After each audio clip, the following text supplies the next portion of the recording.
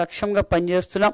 ఆప్కో ద్వారా కూడా చేనేత సహకార సంఘాలకు ఈ మధ్య కాలంలోనే సుమారుగా 7 కోట్ల రూపాయలు బకాయిలు కూడా చెల్లింపు చేశాం.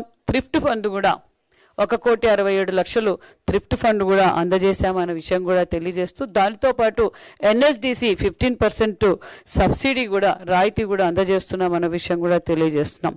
మరి నేతన్నలకు ఇచ్చే ప్రాసెసింగ్ ఛార్జీలు కూడా అంటే వేతనం కూడా పెంచామనే విషయం కూడా మీకు తెలియజేస్తున్నాం. అంతేకాకుండా మరి వారికి ఎగ్జిబిషన్స్ కూడా ఏర్పాటు చేసాం. ప్రతి నెల ఒక చోట చేనేతలు తయారు చేసిన వస్త్రాలను ఎగ్జిబిషన్స్ ద్వారా కూడా వారు అమ్ముకునే విధంగా ప్రోత్సాహకరంగా కూడా ఏర్పాటు చేసాం. ప్రతి నెల ఒక చోట ఎగ్జిబిషన్లు ఏర్పాటు చేయడం కూడా జరిగింది.